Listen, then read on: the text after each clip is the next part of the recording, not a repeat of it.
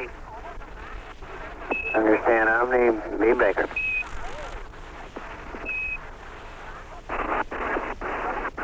Apollo 8, Houston.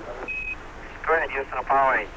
Roger, about 12 minutes before your big blowdown, there's a small continuous vent which opens at a GET of 455.55, and you may notice that on the booster. It's a 12, 15-pound thrust. Okay. And Apollo 8, could you give us your burn information whenever you have it? We're maneuvering to the end to them. Okay. Okay, Houston, I understand you want 8 feet per second burn, is that right? Like 8 feet per second, radially upward. We're as close to being radially upward as we can determine. Roger. Apollo 8, Houston, are you going to use P-47 to monitor the burn? Yeah, Canopus, Roger, we're putting it in now. Thank you. Maneuvering now. Thank you.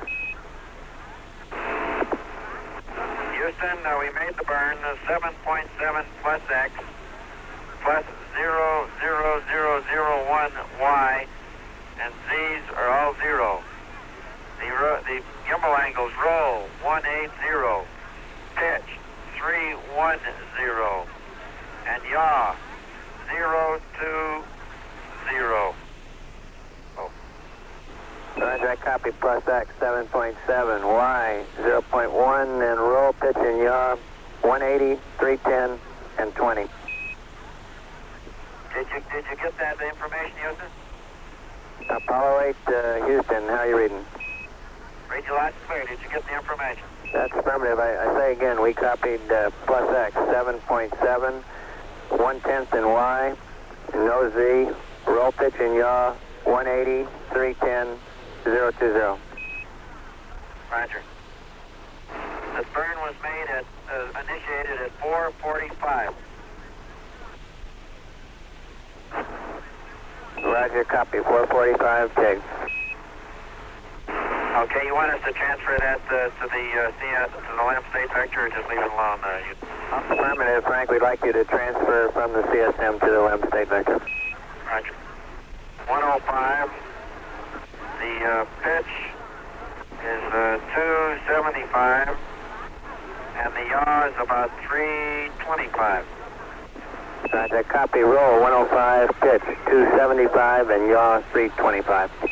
Roger. That should be 115 for the roll. Thank you, 115 roll. Houston, Apollo 8, over. Apollo 8, Houston, go ahead. Roger, Billy, help you on your mic. The Earth is plus Y about 45 degrees in the minus X. I can see it out my side window. And it's a beautiful view with numerous cloud vortex. Roger, Bill, thank you. I understand plus X 45 degrees between, in other words, halfway between plus Y and plus Z and slightly minus X? Negative, it's 45 degrees in the plus Y, in the XY plane towards minus X, over. Roger, understand the XY plane toward X, 45 degrees.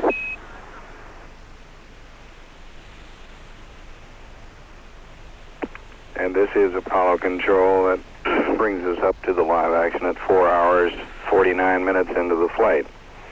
You heard Jim Lovell say we'd have to postpone his navigation, the cislunar navigation task, which involved plotting several stars, which had been planned during this last half hour.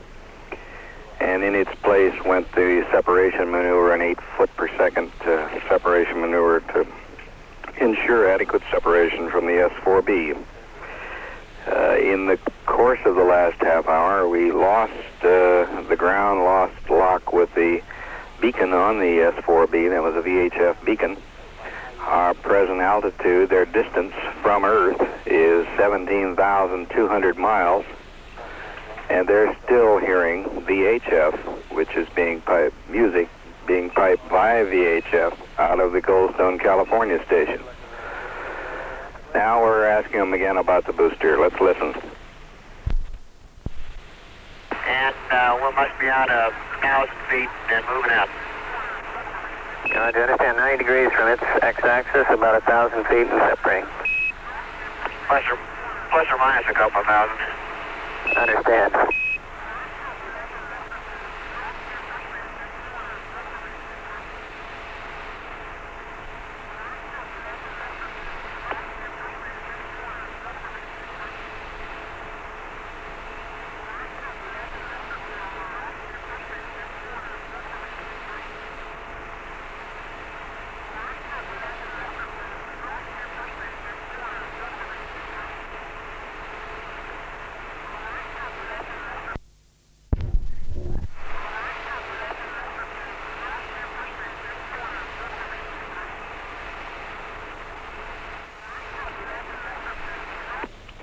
Apollo Control here. As we started to say, the distance from Earth, 17,400 miles. Our velocity now is slowed in relation to the Earth down to 14,384 feet per second, and constantly slowing.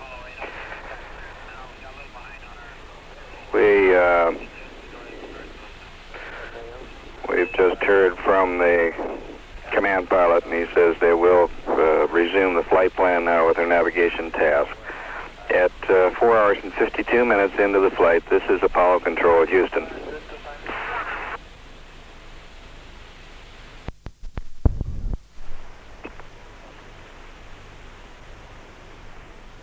This is Apollo Control at Houston, 5 hours, 3 minutes into the flight. The spacecraft is nearly 19,000 miles from Earth, nearing the synchronous point, which it'll just dart on through, of course. Velocity continues to slow. It's now 13,860 feet per second. In the last 10 minutes, we got another beautiful view type statement from the crew. We heard from both Lovell and Frank Borman, and the view indeed must be extraordinary. They described the cloud cover over Africa, over all of South America, and the effects over much of North America. Frank Borman issued a special little weather warning. He suggested the people in the Tierra del Fuego area at the tip of South America better get their raincoats out. Here's the tape of that conversation. Houston, Apollo 8 with a PRD reading. Go ahead. Roger, at 4 hours, 4 minutes. Commander 0, CMP .64, LMP .02. Roger, copy left to right, 0, .64 and .02 at 4 hours and 4 minutes. Thank you. Roger, at 4:53 it was .01, .64, .03, and negligible on the survey meter. Roger, thank you. I have a beautiful view of the S4B and the Earth here all in one. I'll try to get a picture for you. Hope so. Apollo 8 Houston, we've got you about a minute away from the continuous vent open and 14 minutes away from the big dump, and we'd like an estimate on your distance now, if you can give it. Stand by. Distance about 3,000 feet, we'd estimate. Thank you. And we can see the vent. Apollo 8 Houston, say again. Oh, we can see the vent. All right, thank you. Houston, Apollo 8. Go ahead, Jim. Boy, it's really hard to describe what this Earth looks like.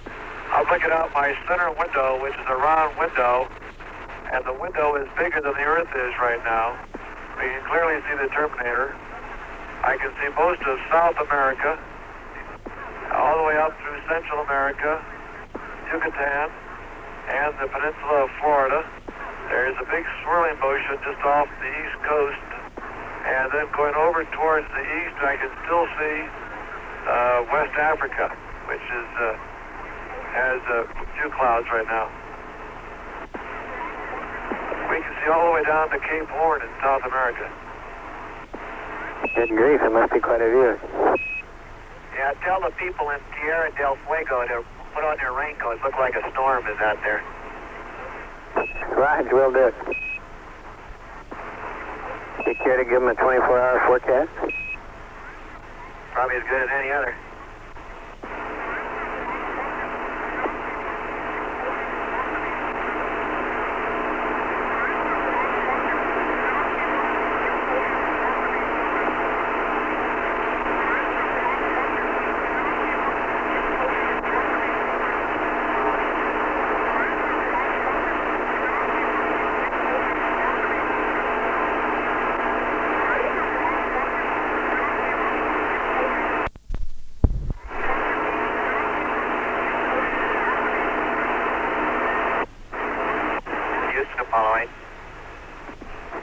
Houston, go ahead.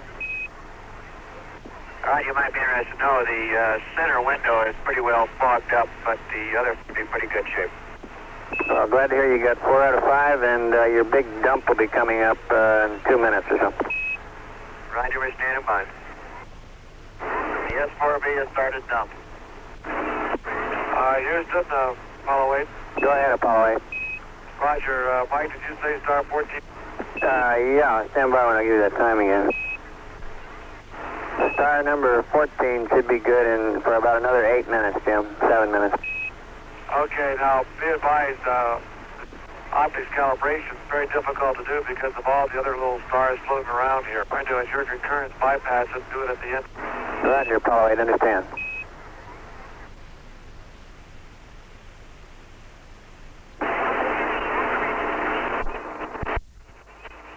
You should have a lock stop now, Apollo 8. Well, Houston is 8. I'm looking through the scanning telescope, and that lock stop just blanked out completely, the entire scanning telescope. Understand. It's a fantastic sight. It looks like the S4B has some small energy. Roger, understand.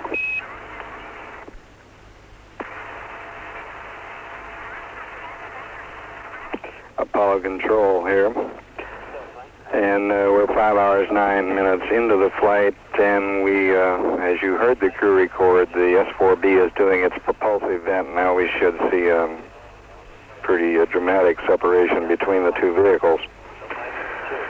The S4B will remain on a path which will take it, essentially, if you consider the moon straight ahead of you, for analogy purposes, it'll take it, the S4B, to the right of the moon, while the spacecraft will veer in to the left and slightly ahead of the moon. Earlier in that conversation, you heard Anders reporting his PRD readings. That's the personal radiation dosimeter, and perhaps another dosimeter. They were down in the negligible range as we anticipated they'd be, although the crew at this point has passed through probably the thickest portion of the Van Allen radiation belt as it departs the Earth. It'll continue to go through some residual and background information on radiation on out to about 40,000 miles. That's the new position in this flight. A flight controller name radiation has been instituted because of our passage through the belt. And at this point, we've heard nothing from him, which is about what we expected to do. At 5 hours, 10 minutes into the flight, this is Apollo Control, Houston.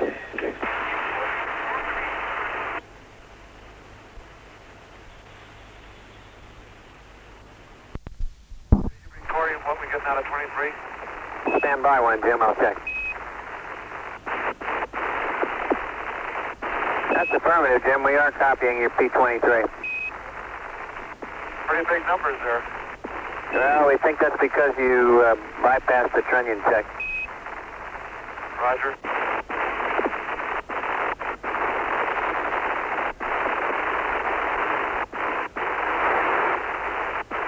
Houston, we're getting some really big numbers till R. Right, I understand, Jim. Suggest, do we want to proceed with this, or should we just leave him alone? Apollo 8, say again? Do you want us to accept these, or should we leave them alone? Stand by.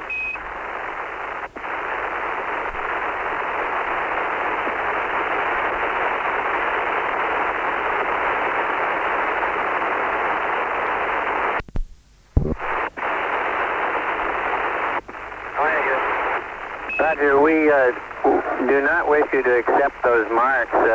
This is due to the fact that in bypassing the trunnion bias check, you still have big numbers left in those registers. So if you go ahead, after you do the trunnion bias check, then those numbers will become small later. But do not accept the marks now. Understand you. And we have a TLI plus 11-hour update for you when you're ready to copy. Stand by.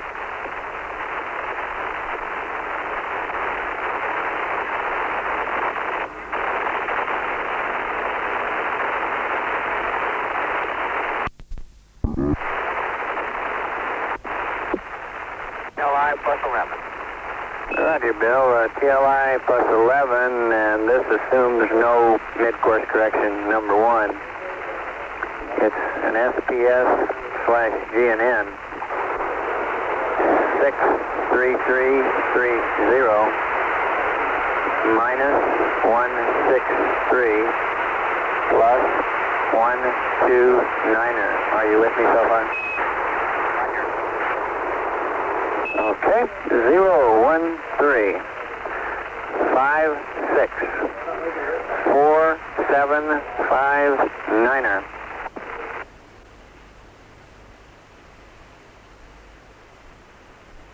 Minus 0048 plus 00000 plus 47250 177 144 000 not applicable plus 00197 47253 554 47050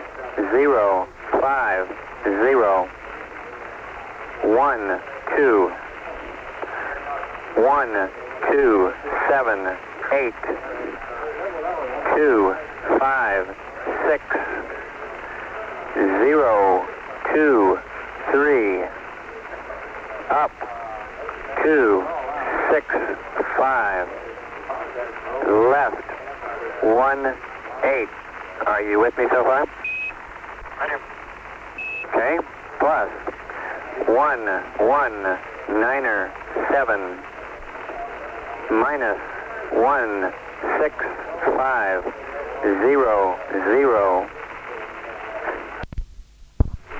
Number 2, high speed.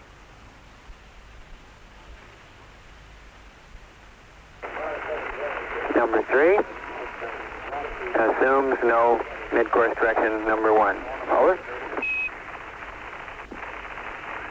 All right, your TLI plus 11, SBS GNN 63330 minus 163 plus 129er 01356 4759er minus 00489er plus 0000 plus 47250. You copy so far? Yeah, I'm with you so far.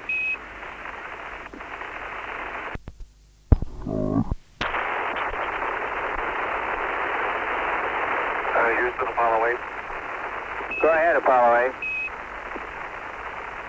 Roger, Mike. I might give some comments on B-23 data. The auto maneuver was quite accurate, especially when we got to the sub-solar point in the maneuver. Auto optics put Canopus right where it should be. Minute impulse control worked as advertised. At the altitude at which I started to do the sightings, we have a definite hazy band line. The filter gives the Earth a glow, sort of an orangey glow. It's very indefinite of where to put the star. But there does seem to be a solid line where you might expect the horizon to be that appears through the haze where we expect the atmosphere to be. I followed the procedure which we had done up at MIT about utilizing the top of the haze layer as a definite line for the sightings. In regards to the optics calibration, it was very difficult to find the star in the landmark line of sight due to the bending of the S4B.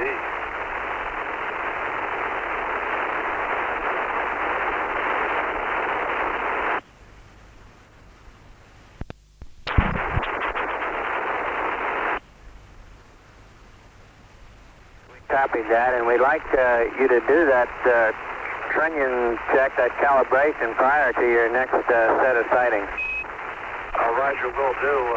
Canopus just disappeared from view, And maybe we get a little time here. I'll try and get a calibration the first thing. Roger, understand. And Houston, we've rewound the tape. You can dump it at your convenience. Roger, Bill, thank you. Are you still picking up anything on VHF? Are you playing anything? Affirmative.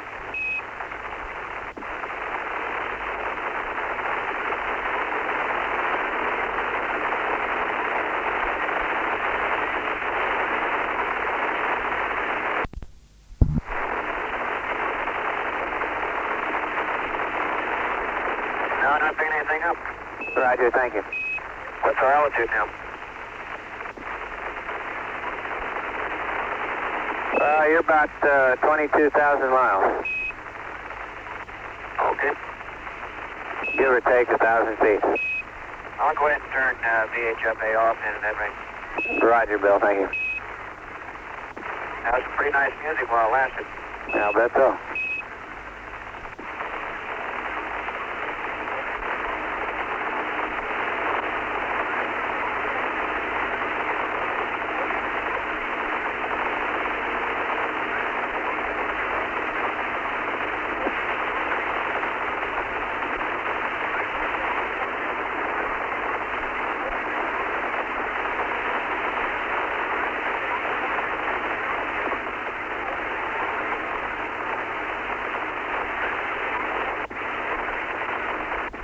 Apollo 8, Houston. Go ahead, Houston. We're going to have to wait until we get the high gain antenna locked on again to dump the tape. And you about ready for us to go to the PTC attitude? Stand by one.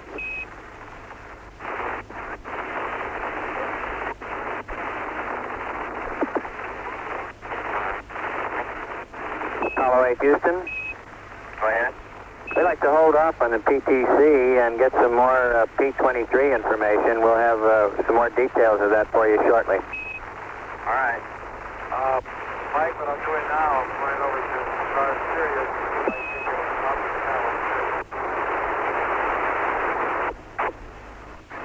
Apollo 8, Houston, you faded out completely on that, Jim. I heard Frank, but you faded when you began talking. Say again. Roger, I've switched to Sirius, the second star, the first set, to see if I can get an optics calibration on it at least. Roger, that's fine. We'll have some more good words for you shortly.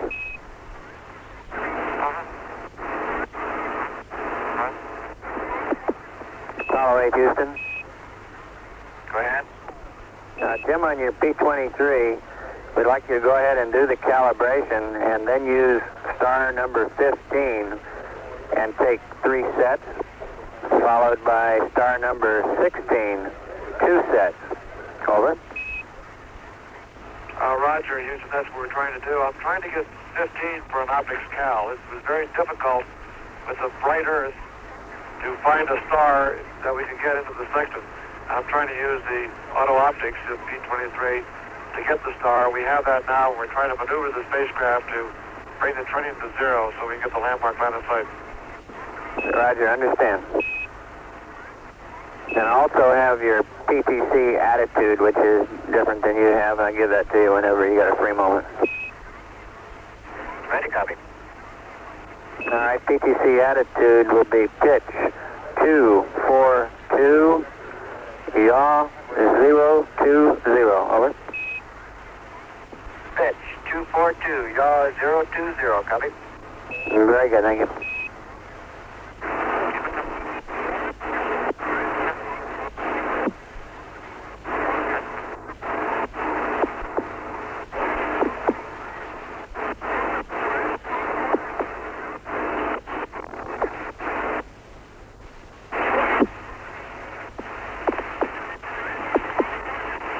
Apollo 8, over. Apollo 8, Houston, go ahead. All right, we'll hold up on a high gain check until we get out of P. Roger, Bill, thank you.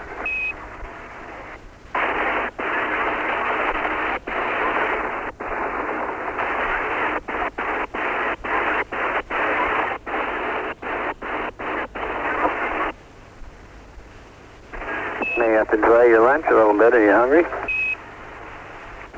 First time I've ever heard you say that.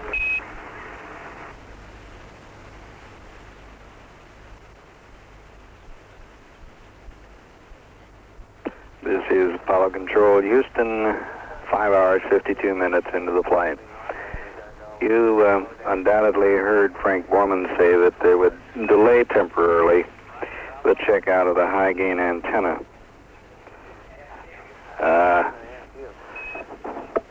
And that, we just got an estimate from the crew on the distance of the S4B. Frank Borman estimates 50 miles. About 50 miles away, and then he corrected it and said, in view of the international aspects of this flight, let's make it 80 kilometers. Meanwhile, Lovell is checking his navigational programs and assuring that he can see making sure that his optics are operating properly. At 5 hours, and the high-gain antenna, by the way, is, of course, of considerable interest to many of our data transmissions, including the transmission of televised data. So it was programmed to be checked out at 5 hours and 40 minutes into the flight. It will be delayed slightly, perhaps 15, 20 minutes. This is Apollo Control at Houston.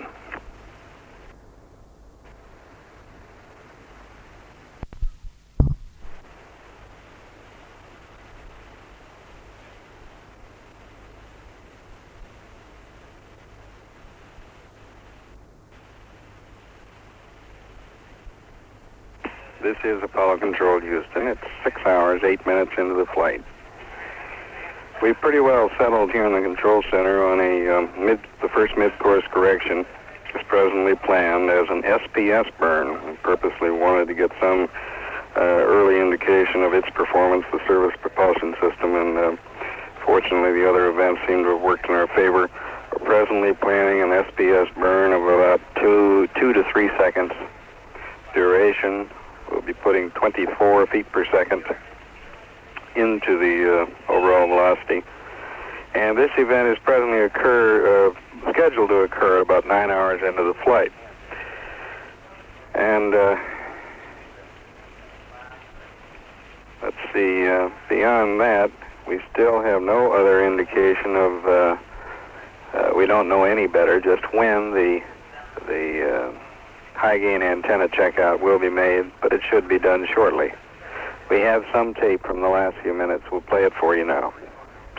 Okay, Houston, we do an optics calibration. We get zeros all the time. Good, you understand optics calibration and zeros all the time. Good. It takes a lot longer to do it, though. I had to go to a star like Sirius to finally see it. Glad you understand. Oh, we're real glad you got that so we can get a horizon calibration term in the computer.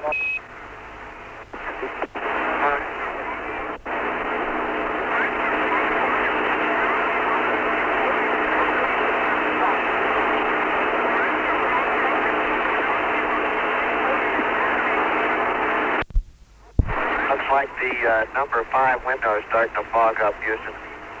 Roger, Houston understands that the number 5 is fogging up.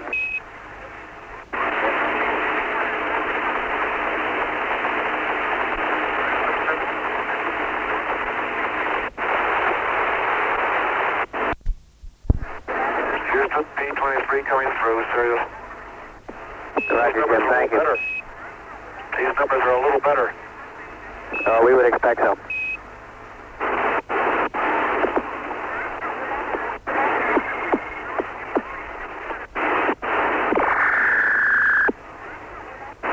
Houston, Henry, Apollo 8. Houston, go ahead. Roger, downlink on the P-23. That's affirmative. Okay, now how much longer do you want us to hold out going to PTC? And also have your PTC attitude, which is different than you have. I'll give that to you whenever you got a free moment. Stand by, one thing.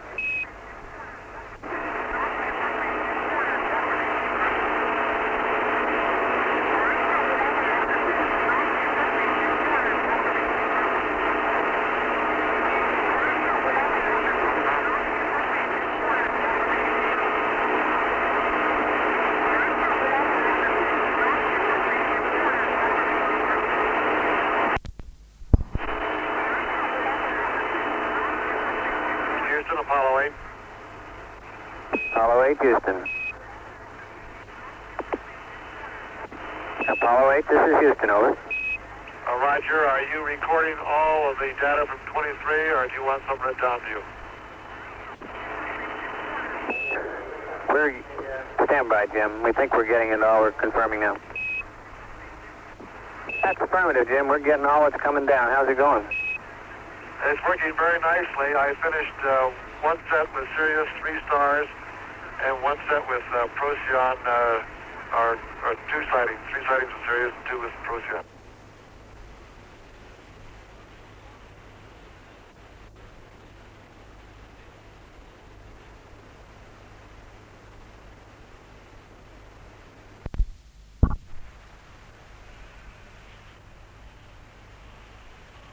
This is Apollo Control Houston at 6 hours 29 minutes into the flight. At the present time here in Mission Control Center, we're in the process of changing shifts. Flight Director Milton Windler and his maroon team of flight controllers are coming on to relieve Flight Director Clifford Charlesworth and the green team. We've had some brief conversations with the Apollo 8 crew, primarily concerning the onboard navigation exercises they're involved in at the present time. The crew attempting to sight on 2 stars, Sirius and Canopus, and take sightings, angular sightings between the stars and the Earth horizon. The conversations also concerned putting the spacecraft in the passive thermal control mode, and we expect shortly to begin some tests on the high-gain antenna. We'll play back the tapes that we recorded of the conversations with the spacecraft and then pick up with whatever conversation is going at the time.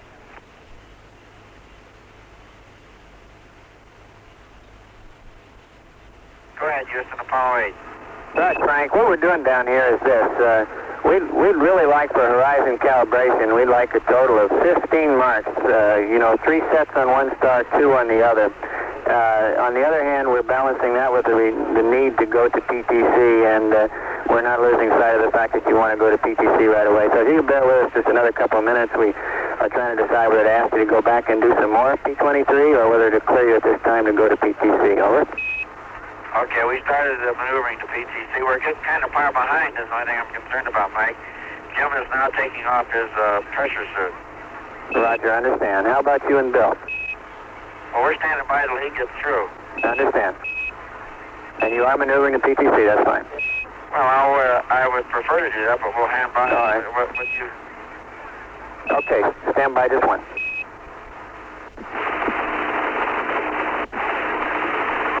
Apollo 8, Houston.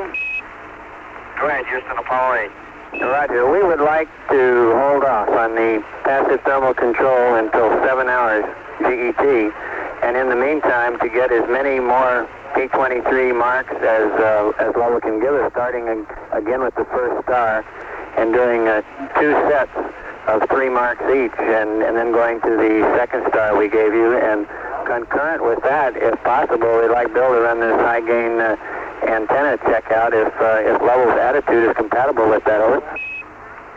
They have not been to date. We're almost to the passive thermal control attitude now. Jim is just halfway through taking his suit. Roger, understand. We'll have to hold off for a minute here. Roger, Frank, and the reason for this, of course, is the horizon calibration requires a number of points to give you good data for the onboard nav coming home. All right, we understand. We'll be right back with you. Just have to wait a minute here. Roger, thank you. That's failing to separate from the S4 beacon to follow this up. Understand.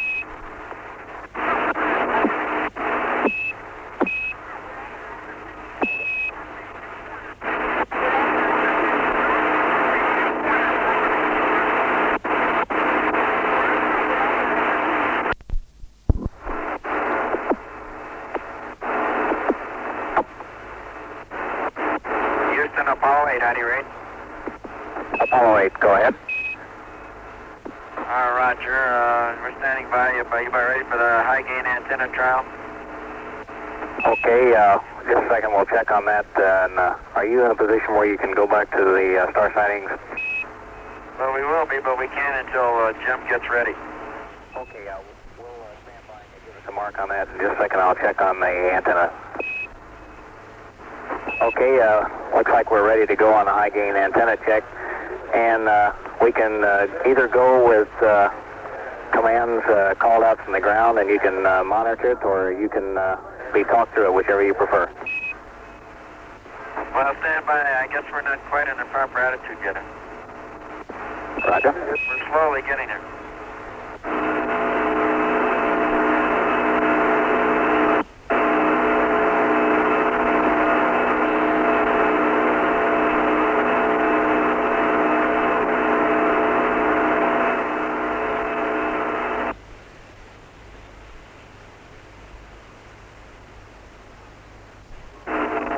Apollo 8. Houston, Apollo 8. Apollo 8, Houston, do you call? High gain antenna on wide auto. Roger.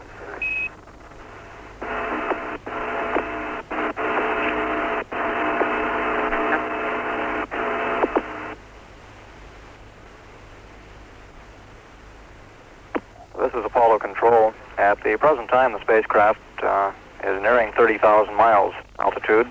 The displays here in Mission Control Center show our current altitude at about 29,228 nautical miles. This is Apollo Control at 6 hours, 35 minutes into the flight.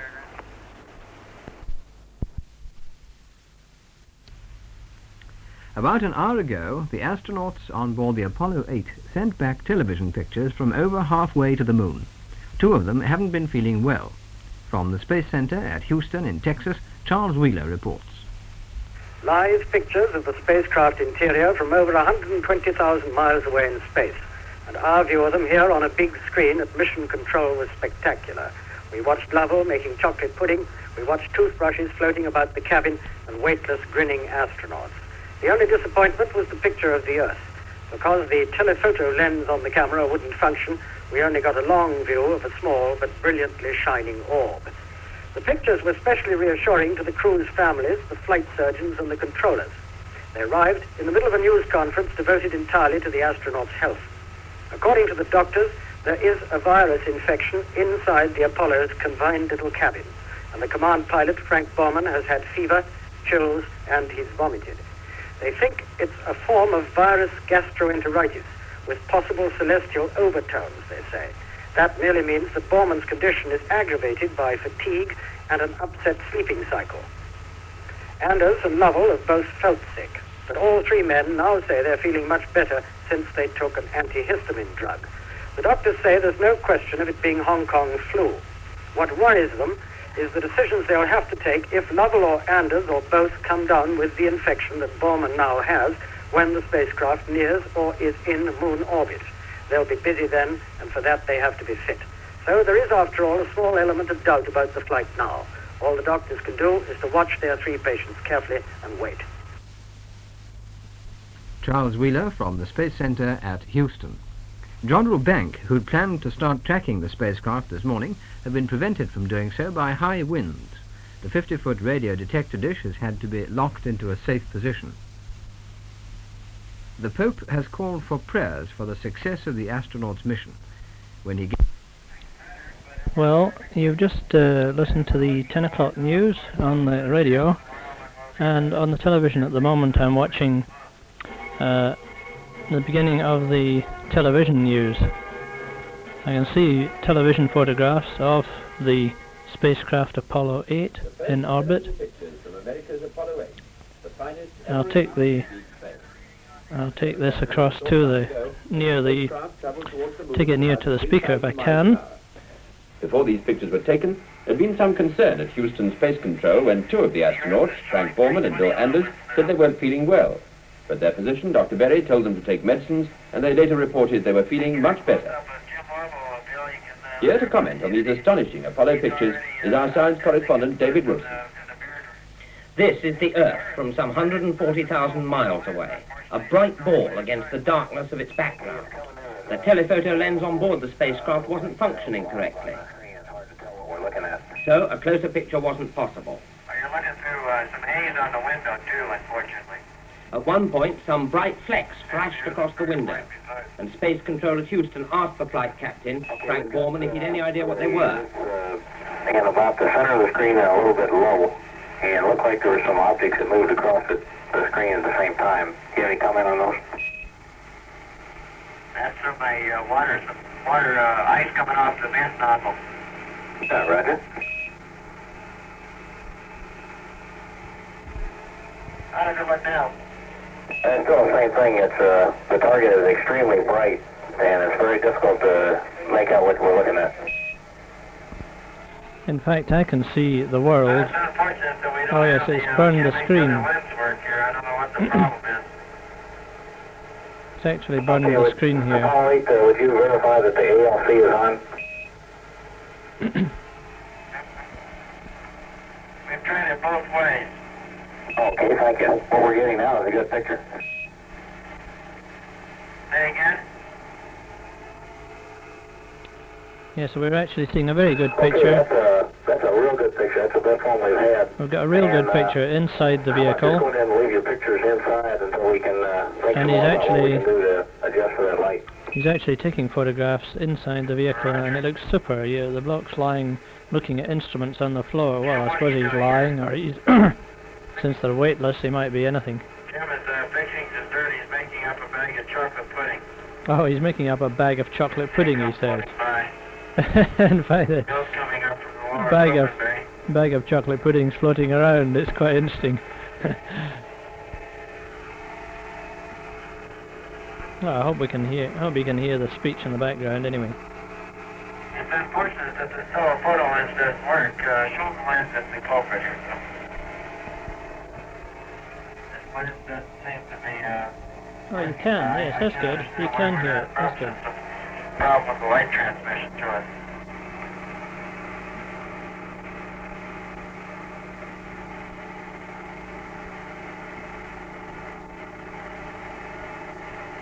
This transmission is coming to you approximately halfway between the moon and the Earth. So we've been 31 hours, about 20 minutes into flight. We have about less than 40 hours left to go to the moon. 40 hours left to go to the Bill's moon. got his toothbrush here. He's been brushing his teeth regularly to demonstrate how things float around zero G. Looks like he plays for the Astros the way he tries to catch it. That's quite funny. He's got a toothbrush and he's bouncing it around with his I hand certainly wish we could inside the show you spacecraft. the Earth. It's a beautiful, beautiful view with predominantly blue background and just huge covers of white clouds. Particularly one very strong vortex up near the Terminator. Very, very beautiful. Perhaps we'll get some assistance from the people on the ground and be able to determine why this other lens is not transmitting properly. The crew have been in touch with the Houston Space Center with the same superb quality throughout the day. On the whole, they've had no problems, just the worry about their feeling ill and a complaint that 3 of the 5 windows have been misted up. It's not clear whether this was caused by frozen gas or water vapor sticking to the outside of the spacecraft, or whether it's a sort of condensation like you get in your car on a cold day. Seems to be that it's a low light. And apart from the outstanding success of these pictures, which do seem to me to be superior to any previous transmissions from space by either Americans or Russians, the Apollo 8 crew had a very good start to the day with the successful firing of their main rocket motor. And this has put them so accurately on course that they shouldn't need any further corrective firings.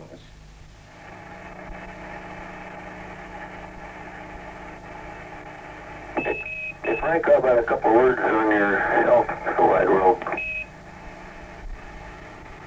Well, we're all in very good shape. Jim is busy working, preparing lunch.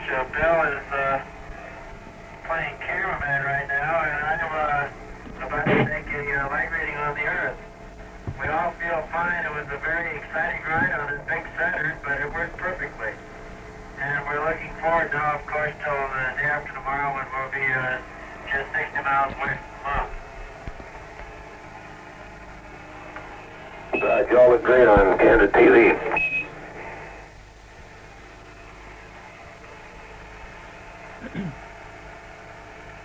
I can't see Okay, I just got a reading on the Earth, Houston. It's 320. That luminosity reading is equivalent to the brightness of a pair of headlights coming towards you in the dark, and that may well explain why they're having so much difficulty with the delicate telephoto lens. But neither Houston Control nor the astronauts themselves have so far been able to remedy this, and the transmission ended after about 20 minutes, with the three men settling back to the private world of their capsule. Quite a beard going already.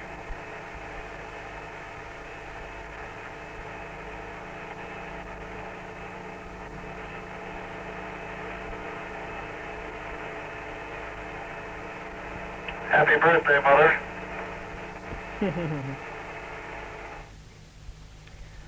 2 hours before those fantastic pictures came through, there was the little flurry of excitement about the astronauts being ill, but that does seem to be over for the moment. All three have felt nausea, but only the commander, Frank Borman, had fever, chills, and vomiting. They've all taken pills and all now reported to be well. At a press conference at Houston, there was talk of motion sickness, felt most when the astronauts tried to move round in that state of weightlessness, and also the possibility of a 24-hour gastroenteritis, which is a minor epidemic among ground crews and which might still affect Anders and Lovell. The flight doctor ruled right out Asian flu and radiation sickness.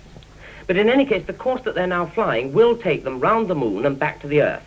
Only a desperate emergency would make them turn back now, and by tomorrow morning it'd be quicker for them to carry on round the moon. So it's still go for the moon. Well, you'll be able to see the pictures from space in full in a special program at 11 o'clock on BBC One. And that's all I'm taking at the moment. Well, here we are now.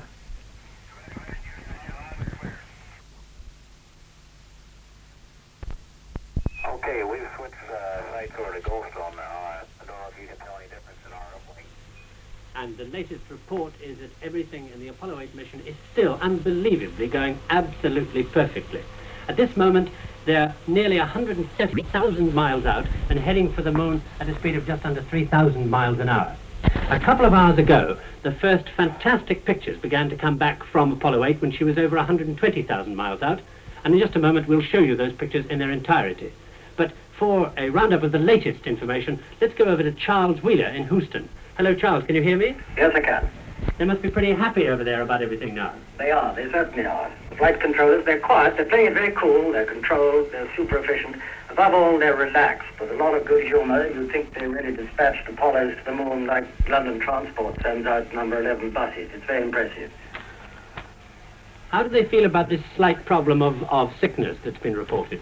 Well, this is, they feel it may be more than a slight problem. They are worried about this, there's no question. I think they're a bit reassured. They are reassured, undoubtedly, by the pictures. The families, the men's families must be, the flight controllers are too. Not only were they technically magnificent, but we got this extraordinary detail that showed you could see these men grinning all over the place, chasing their own toothbrushes, their weightless toothbrushes around the spacecraft, making chocolate pudding. There was a lot of larking about, a lot of commentary. And I think this has acted as a bit of a tonic here, because the pictures came right in the middle of a news conference at which we were discussing this question of sickness. But I mean, the relaxation is a calculated relaxation. In fact, their eyes are on every piece of instrument that they have to watch all the time. Is that not true? Yes, oh, undoubtedly so. But you get this, the feeling as you walk around the place is that this is really not so extraordinary. They're used to it, they know exactly what they're doing, they don't get steamed up about it, they're not excited. And it's, as I say, impressive, probably deceptive. They're probably, their hearts are beating like mad, but if they are, they don't show it.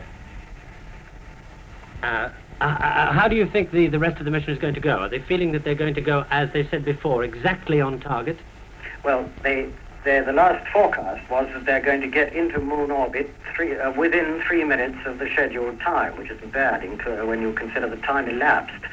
The only cloud on the horizon is this question of the astronauts' health. And I think people do have some reservations about the flight plan here.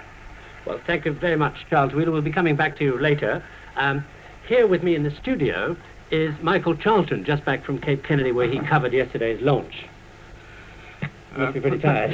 Yes, part of that mass migration from the Cape yesterday.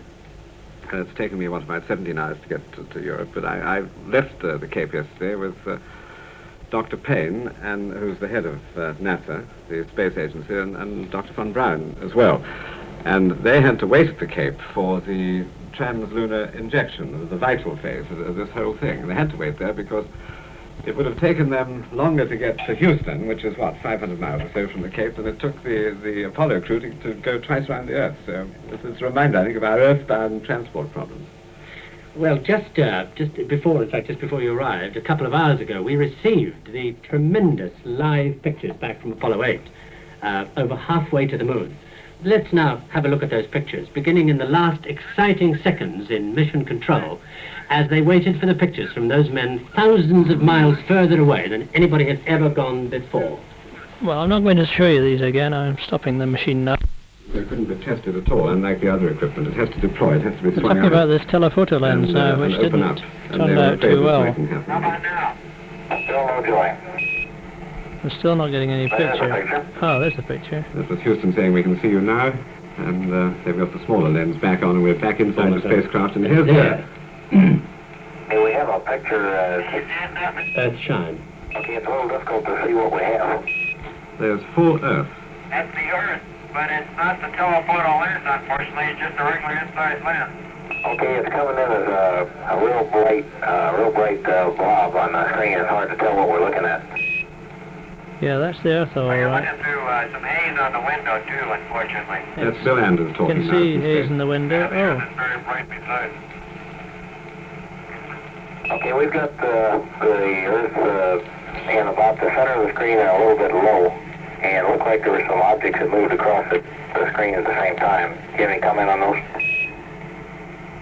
That's from the water ice coming off the vent nozzle. Roger. How does it look now? It's still the same thing. It's the target is extremely bright, and it's very difficult to make out what we're looking at. It's unfortunate that we don't have the, can't make the other lens work here. I don't know what the problem is. Okay, with Apollo 8, would you verify that the ALC is on? I've got this bit You've recorded got Lovell already. in the foreground here, the pilot of the command module. He's getting lunch ready here. Say again? Okay, that's a real good picture. That's the best one we've had. And how about just going in and leave your pictures inside until we can think some more about what we can do to adjust for that light? Roger. Very big man, Lovell, about Jim, what are you doing here? 6 feet. Jim is fixing dessert. He's making up a bag of chocolate pudding. Oh yeah, there's his You can see it come bag floating of chocolate by. pudding flying around. Bill's coming up from the lower equipment bay.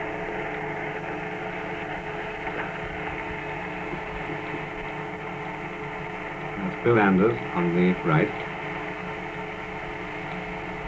And the hand in the foreground then was It's Borman. unfortunate that this telephoto lens doesn't work. Show the lens at the culprit here. I guess that's a cable coming to the camera.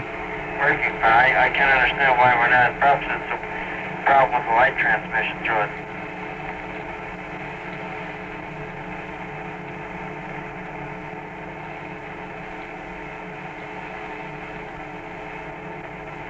This transmission is coming to you approximately halfway between the moon and the Earth. We've been 31 hours, about 20 minutes into flight. We have about less than 40 hours left to go to the moon.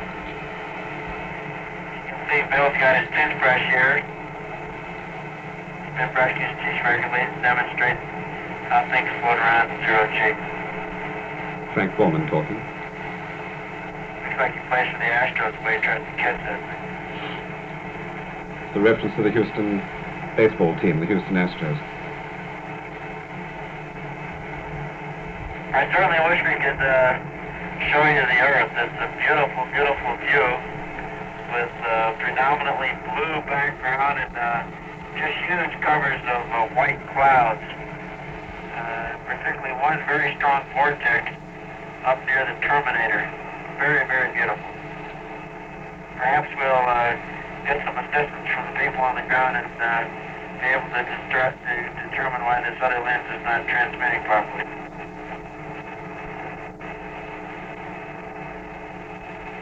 Houston, did you get any light at all coming through the telephoto lens? Apollo 8, we were getting what you were showing us on your normal lens, and I don't think we got anything on the telephoto. We're working on this now. One of the problems seems to be that it's a low light level lens. We're afraid that you may burn it out pointing it at something that's too bright. The Earth is very, very bright. There's nothing in the lens you can burn out. The camera still seems to be working. We can give you a lumens reading of the Earth right now if you'd like. Now watch him bat this camera across the cabin. Hey Frank, how about a couple words on your help with the wide world? Well, we're all in very good shape. Jim is busy working, preparing lunch. Bill is playing cameraman right now, and I'm about to take a light reading on the Earth. We all feel fine. It was a very exciting ride on this big Saturn, but it worked perfectly. And we're looking forward now, of course, till the day after tomorrow when we'll be just 60 miles away from the moon. You all look great on candid TV.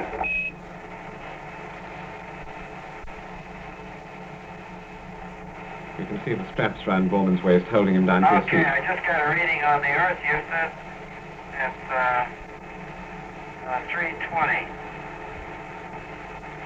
That's as bright as a car coming towards you in darkness. No wonder they got... The Earth is showing 320 lumens now. 320 lumens. Here comes Lovell. You can get a close-up of Jim Lovell, Bill. You can let everybody see that he's already outdistancing us in the beard race. Jim has got quite a beard going already. Fantastic pictures, absolutely fantastic pictures coming from this. I can see all the figures inside, and they seem to have terribly cramped space, and yet it's enormous. That was nice. Happy birthday, Mother, with a nice big smile. That'll thrill somebody. That's the well where most of the navigational equipment is kept, and where Lovell does most of his work.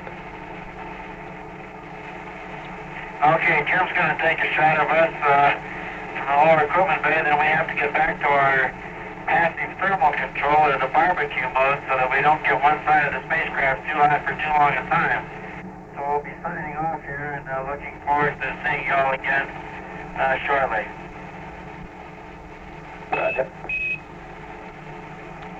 Goodbye from Apollo 8. Certainly some of the most exciting pictures I've ever seen. Marvelous pictures, weren't they? Of course, they, in excitement, certainly seem to more than equal the fuss that there has been in certain areas about the cost of this whole mission and whether or not it should have been taken place in the first place, whether or not men should have gone at all. Did you hear talk like that in the States? Yes, but not very much. I mean, every time he mentions Bernard Lovell's name in America, it draws some very wry smiles at Houston. No, I think that they're committed to the manned program. And there's not too much talk about the unmanned side of the advantages of the unmanned program over it.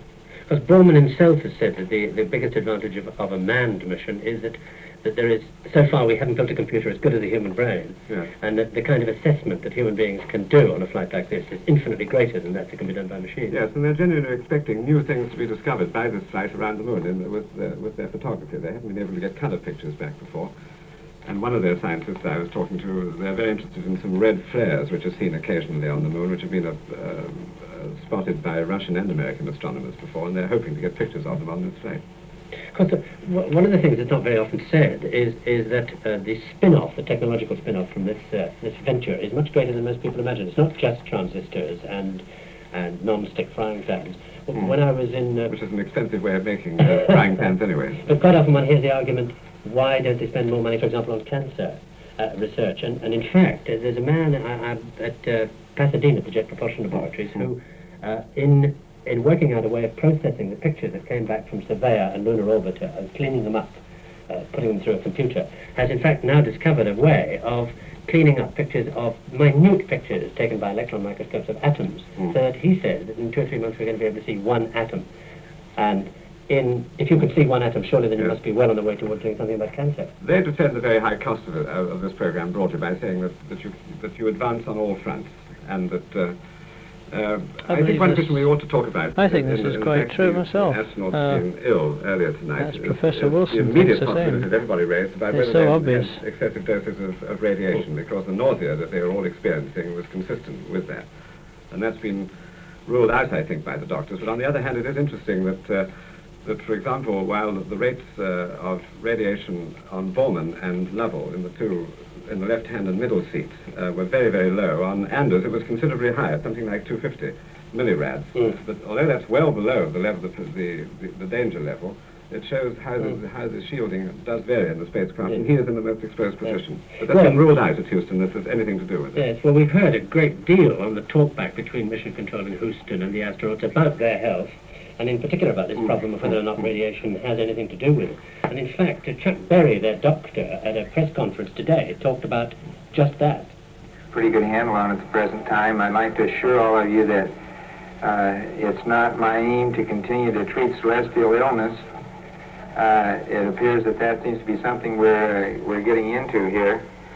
But in spite of precautions that have been taken, it appears that we have contracted something that has involved, to some extent, all 3 crew members, and it looks at the moment as if Frank started out about 19 hours into the flight, some 10 to 11 hours ago, and developed some nausea and some vomiting, a loose stool, and he has had some headache and some chills and fever with this.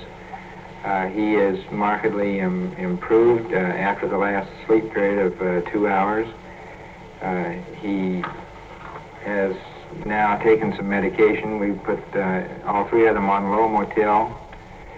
The other 2 crewmen have had only some nausea at the present time, and none of them at the moment are nauseated.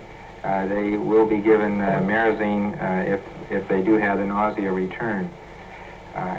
There's an interesting comment that there also was some uneasiness. It was described by Frank as a feeling of uneasiness at any rate when they were free in the spacecraft, when they were moving about off the couches and got out of the suits, and they didn't really relate this to exactly a nausea feeling, but the implication is there that there is some tie initially between some of the nausea that the other 2, Jim and Bill, have felt with this movement about the spacecraft early in the game.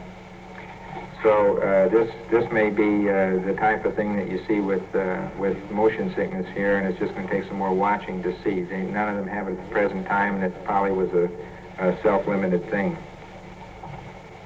As far as other areas in the medical world here, the water situation has gone along very well. We're not having any problems with that.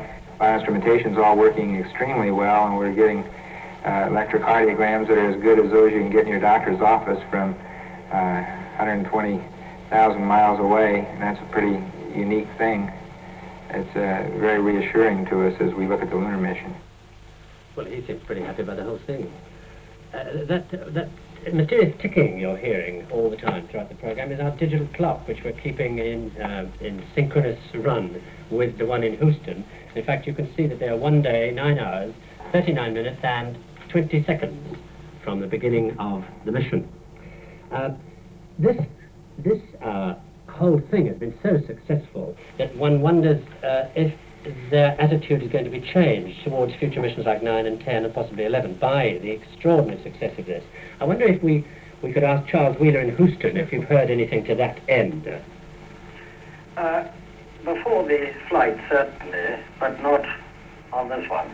I think the feeling is that if the test of the lunar module goes well, the Earth orbiting test, and they then go into the next Apollo flight, which will be round the moon, they might risk a descent, a landing, a semi-planned landing, as it were, if things are going really well. Because at the moment, in fact, the plan is that if everything goes absolutely perfectly, they might risk taking the lunar module down to about 50,000 feet above the moon's surface. Isn't that right? That's it, and then if things really look very good, they might even drop it down, so they say. They have said this, in fact, at news conferences. It's not just sort of backroom gossip. I think, though, that one gets the unmistakable impression that the success of the large flight, Apollo 7, and this one, has advanced the schedule for landing on the moon. And certainly General Phillips at Cape Kennedy yesterday, I thought unmistakably advanced the date of the landing by suggesting that they kept all their adventurous options open, which could mean that the flight after this next one might well be a lunar landing. Do you agree with that, Charles? Yes, I think I would, but I don't want to hit this thing too hard. But we had about half an hour with Dr. Berry, and he, under questioning, admitted that there is a possibility that this bug that has attacked Borman, this sort of gastroenteritis, they think it is, sort of complicated by weightlessness and fatigue, may yet do its worst to the other two. And as he put it, there is a certain amount of uncertainty about the mission because of this health thing. Mm-hmm. Well, thank you very much, Charles Wheeler in Houston. So, there they are, over halfway out, and all the biggest, most dangerous, most exciting moments are ahead of them when they come in round the moon on Christmas Eve at over 5,000 miles an hour. Michael Charlton talked in Cape Kennedy the day before launch to a man called Lee Shearer, the Apollo Lunar Exploration Director, who probably knows more about what's ahead of them than anybody else on Earth. In fact, as they come in round the moon. Yes, when they leave the Earth, what will it look like? Well, it will... I'm going to stop listening now since it's not...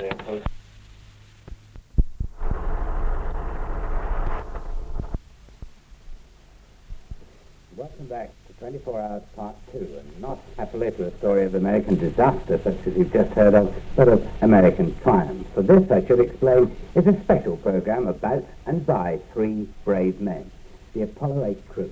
And you remember very well, of course, how they spent their Christmas going round the moon, the first men ever to do so. The crew have now been officially debriefed. They've given a technical account of their flight, and now they're talking to the rest of us. This is what they had to say earlier this week on American television about their flight, about the race to the moon. There's Colonel Frank Borman. He was the leader of the Apollo flight. And Navy Captain James Lovell, he's a real veteran of outer space. And Colonel William Anders, it was his very first mission. Colonel Anders, there was a great deal of talk about the monotony of the lunar surface, how it looked like a trampled sandbox and so forth. And yet you said during the news conference that what we find when we step out on the surface of the moon is going to be tremendous. What did you mean? The spacecraft right now, in relation to the Earth, is just south of the Goldstone station, which has it in solid lock.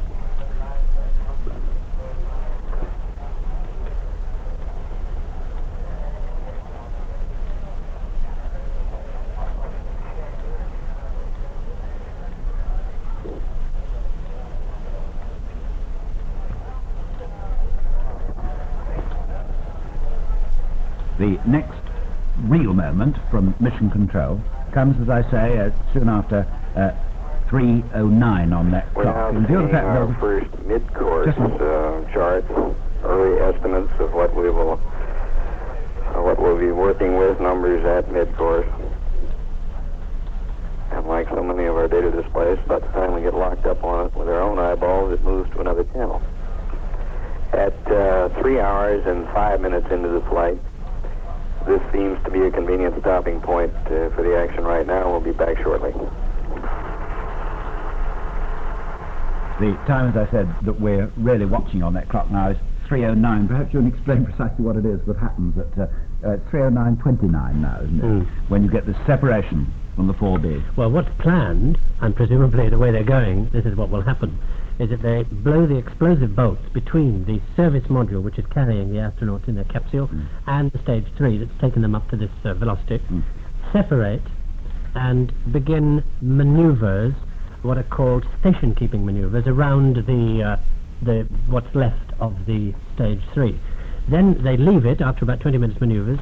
That's what's planned at the moment. And the third stage booster then fires off what's left of its fuel to put it into an orbit round the sun. Get it right out of the way.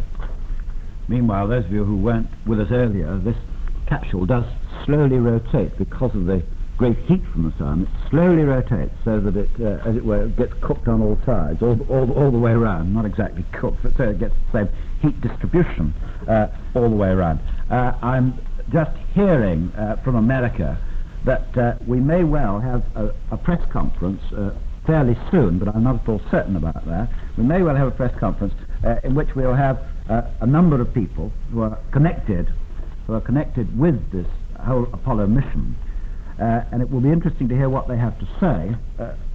I noticed that General Phillips is there, one of the directors there, Jack Clark, Dr. Werner von Braun, and one of his chief associates, De Broe. He is von Braun's associate, one of the great scientists here. It'd be nice to hear Phillips. He's the man who's been pushing this thing all the time.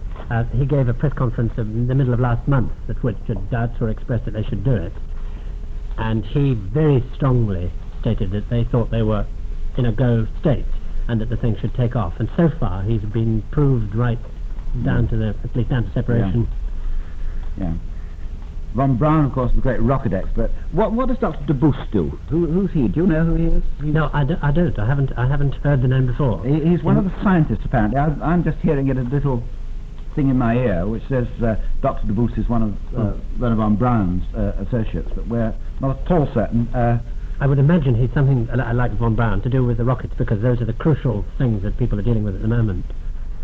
And you noticed when we were at Mission Control Houston just now, the picture, everybody was relaxing except the men down at the front who are dealing specifically with the rocket engine performance. They're the ones that matter at the moment. Well,